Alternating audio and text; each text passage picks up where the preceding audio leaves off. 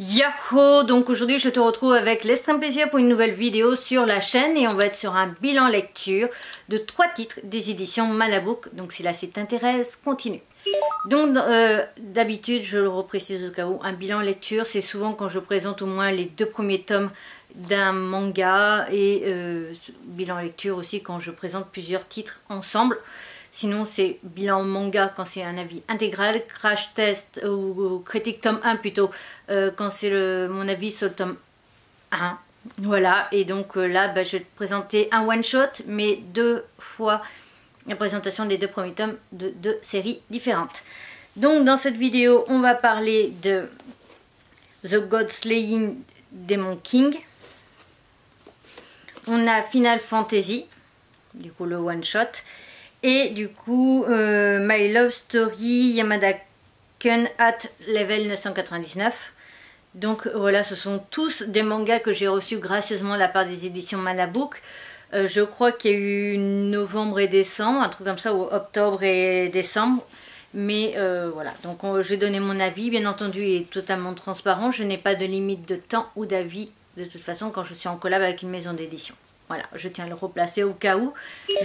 On va donc attaquer par le one shot qui est tout simplement le dernier titre que j'ai eu. Alors honnêtement, Final Fantasy Academy Eorzea. Donc pour tout ce qui est des informations, je les mettrai à côté de moi, ça sera plus simple pour moi parce que j'ai pas envie de me casser la tête à te dire ouais c'est un manga, bon il est âge conseillé aux 12 ans et plus il me semble.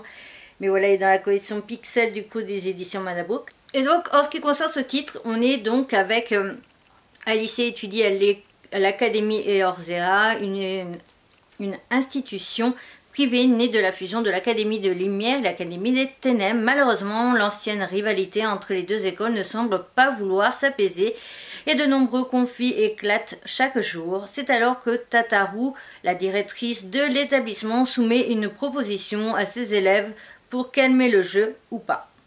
Donc voilà, en fait tout simplement la directrice en a marre de les voir se chamailler à tout bout de champ le matin, l'après-midi, entre chaque pause et tout ça.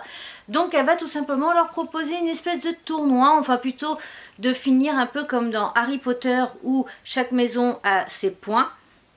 Là, chaque élève a des points et peut en gagner selon son comportement à l'école, mais aussi dans la vie de tous les jours.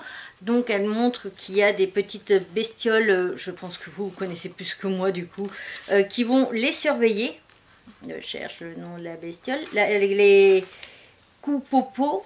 Et donc, du coup, ces bestioles vont les surveiller H24. Mais au final, en fait, ce qui va se passer, c'est que pour presque tout le volume, il va avoir une compétition, la compétition sportive de l'école.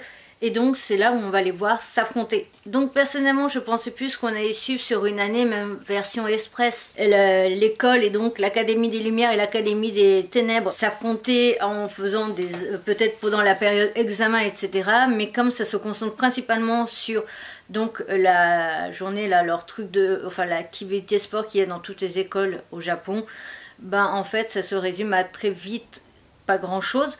Sachant que personnellement du coup je ne connais rien à l'univers de Final Fantasy, que je ne suis donc pas proche de certains personnages, donc je ne suis pas forcément hypée de les voir faire par exemple de la course à 3 pieds ou je sais pas moi, je sais plus du tout ce qu'il y avait d'autre comme activité, la course de rapidité etc.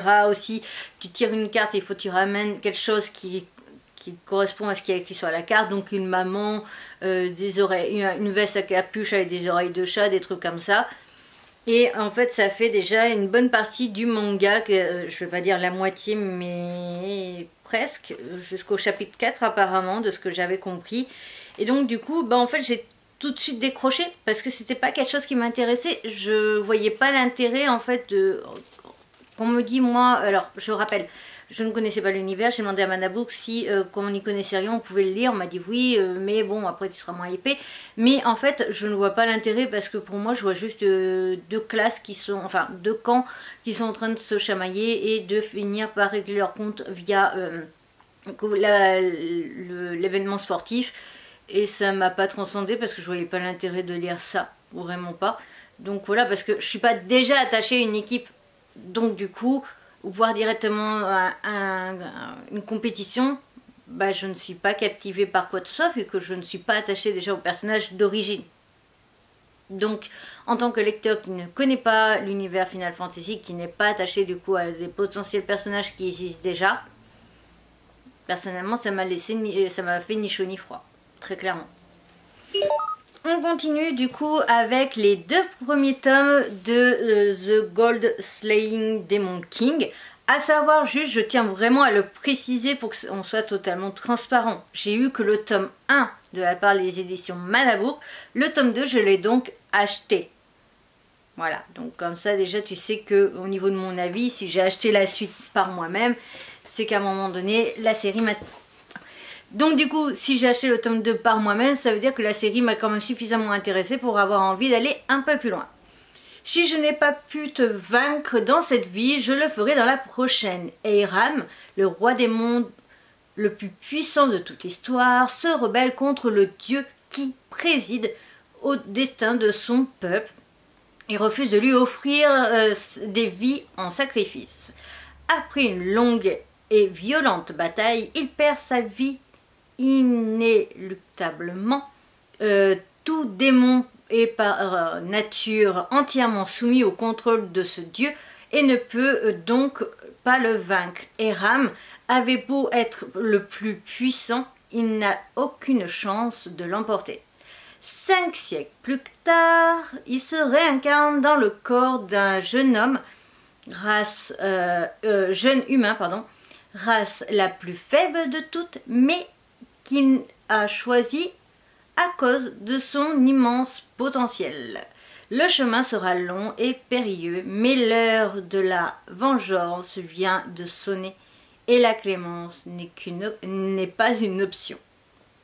Donc on suit les aventures de Eiram. Il se bat dès le départ, on le voit se battre du coup contre le dieu démon. Je crois que c'est le dieu. Contre le dieu. Je crois que c'est un dieu démon. Bref, toujours est-il, il se combat. On le voit qu'il est en train de perdre, mais il avait trouvé la technique, il avait prévu un sort pour se réincarner. Le souci, c'est qu'il pensait se réincarner quasiment 1 semaine, 2 semaines après, un truc comme ça, 10 jours. Il se réincarne en fait 5 siècles plus tard. Donc tout son univers a changé, a totalement changé. Et donc du coup, c'est ça que l'on va suivre. Pour ce qui est de ce manga, ce que j'aime énormément, c'est que en dehors des mangas de réincarnation que l'on voit d'habitude, on a souvent soit des humains du coup qui se réincarnent dans un monde de créatures fantastiques, soit je trouve, ou alors je m'en rappelle jamais trop, mais j'ai très peu moi en tête de personnes qui vivent qui sont par exemple un démon qui va avoir quelque chose et qui va se réincarner dans le même monde, à part une histoire avec un roi où c'est tout le début là, où je crois que c'est chez Meian d'ailleurs, où c'est un roi qui se réincarne dans le corps d'une petite fille. Mais sinon, j'en ai très peu en tête. Et donc du coup, ça m'a plutôt plu. Surtout qu'en plus, il se retrouve à être un humain, ce qui est donc la classe la plus faible. Mais on voit très clairement et on comprend très vite pourquoi il a fait ce choix. Ce que j'aime dans cet univers, c'est qu'on va voir du coup, 5 siècles plus tard, que tout l'univers a changé. Il va devoir se réhabituer à ça, à découvrir du coup des nouvelles créatures, un nouveau monde, une nouvelle façon de penser, etc. On va le voir aussi du coup avec un dragon, on va le voir donc aussi avoir des alliés mais aussi des ennemis. Et c'est ça qu'on va suivre en tout cas au tout début. J'ai trouvé ça plutôt intéressant et j'ai vraiment apprécié l'œuvre. Pour l'instant, j'ai apprécié l'histoire et tout ça et je me suis vraiment attachée à Eiram. Et ce que j'ai aimé, c'était que pour l'instant, on voit un personnage féminin, mais on n'a pas du tout même réellement de scène fanservice pure et dure. Et ça, je trouve ça fait plaisir parce que souvent, du coup, dans les histoires fantasy, je trouve qu'il y a beaucoup trop de fanservice, en veux-tu, en voilà. Et ça, franchement, ça a tendance à me gonfler. Et donc ça, j'ai vraiment apprécié de savoir et de voir qu'il n'y en avait pas du tout. Et voilà, donc c'est quelque chose de très appréciable. Et j'ai vraiment adoré l'histoire et l'humour qu'il y a à l'intérieur. Parce qu'il y a des petites scènes d'humour, etc. Et j'ai trouvé ça vraiment très attachant. Et donc, bien entendu, est-ce que j'achète la suite ou pas? La réponse est bien entendu oui. On continue et termine cette vidéo bilan lecture du coup des éditions Manabook avec My Love Story Way Yamada-kun at level 999. Donc j'ai reçu les 2 tomes de la part de la maison d'édition. J'avais lu l'extrait, j'avais plutôt bien aimé la lecture. Donc Du coup ils m'ont envoyé les 2 tomes. À savoir donc en ce qui concerne l'histoire, dans un donjon comme en amour, il faut être prêt à parer les coups. Akane vient de se faire larguer par son petit ami qui l'a trompé sur un jeu en ligne. Le cœur brisé, elle décide de se connecter sur le jeu laquelle ils avaient l'habitude de jouer ensemble et se défoule sur les ennemis de bas niveau pour évacuer sa tristesse et se changer les idées.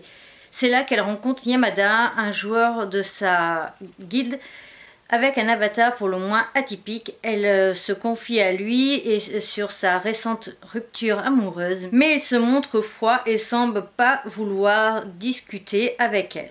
Plus tard, Akane se fait belle et se rend à une convention du jeu dans l'espoir de croiser son ex-petite amie et de lui faire regretter de l'avoir quittée. Elle tombe nez à nez avec un beau jeune homme qui, avec son attitude froide, lui rappelle étrangement Yamada. Donc on suit les aventures de Akane qui est une jeune fille qui au tout début de l'histoire donc est en couple avec un garçon, sauf qu'il l'a trompée avec une autre fille du jeu. Du même jeu, du MMORPG auquel elle a joué. Et du coup pour se défouler, elle se reconnaît sur le jeu en voulant tuer des monstres de bas niveau. Et elle croise un personnage de sa guilde du nom de Yamada et elle se confie. Le gars réagit absolument pas, il en a strictement rien à faire et ça l'énerve un petit peu. Donc elle sait qu'il y a un événement donc en rapport avec le jeu et elle se fait la plus belle possible en se disant que peut-être qu'il va regretter de l'avoir largué.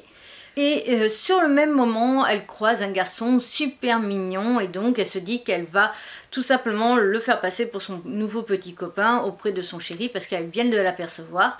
Et il s'avère que ce chéri en question, c'est tout simplement Yamada.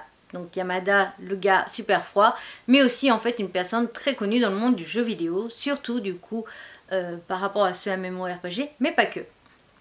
Et donc c'est là que l'aventure commence. En ce qui concerne ce manga, je l'ai trouvé plutôt sympa et assez intéressant, à savoir aussi qu'il existe en version animée sur Crunchyroll si je dis pas de bêtises, et donc j'ai très envie aussi de tester la version animée. Pour ce qui est de l'histoire, je trouve qu'elle me fait beaucoup, alors je peux pas trop juger non plus en ayant vu que 2 épisodes, lu que 2 tomes, mais je trouve qu'elle me fait quand même plutôt penser à la série Otaku Otaku. Pourquoi? Parce que dans Otaku Otaku, on y avait donc 2 fans au départ, je crois, de jeux vidéo, puis de manga, de cosplay, etc.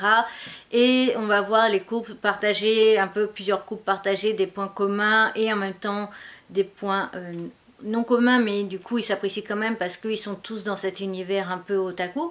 Et là, on va la voir par la suite avoir des liens aussi avec d'autres personnes qui sont de sa guide et qu'elle va rencontrer en vrai, etc. Donc je me dis que ça va être un petit peu dans le même genre, même si c'est pas totalement la même trame au niveau du scénario, mais j'ai trouvé que ça allait être à peu près dans le même délire et je me suis dit pourquoi pas. Le fait que je m'intéresse à la version animée, c'est tout simplement que je trouve que ce genre d'histoire, personnellement je pense que je serais peut-être plus à l'aise avec la série en version animée qu'en version manga, mais ça après ça reste à voir en testant bien entendu.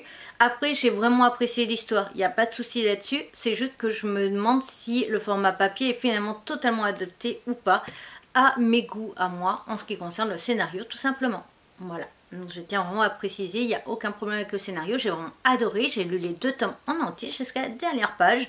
Voilà, parce que comme je le dis au cas où, hein, mais je suis du genre à abandonner dès que ça commence à me saouler, j'ai déjà du mal à finir même un chapitre ou aller plus. Je fais un chapitre mais j'abandonne très vite. Et là j'ai vraiment lu les 2 tomes en entier, j'ai trouvé ça sympa, on a pas mal de personnages assez différents, une relation pour l'instant logique, quelque chose, un scénario très crédible et c'est ça que j'ai su apprécier en ce qui concerne ce titre. Cette triple présentation de titres des éditions Manabook est donc à présent terminée. J'espère de tout mon cœur que cette vidéo t'aura plu. Si c'est le cas, n'hésite surtout pas à me le faire savoir. On like, on commente ou on partage. N'hésite pas aussi à me dire lequel titre t'intéresse le plus et celui qui t'intéresse le moins. Je te retrouve bientôt pour une nouvelle vidéo. Je te mets la précédente vidéo Manabook, la playlist, ma tête de panda, mes réseaux sociaux, le compte Vinted comme d'hab dans la barre d'infos, des codes promo pour pas mal de sites et liens vers mes autres réseaux sociaux de mes autres mondes. Et sur ce, à bientôt!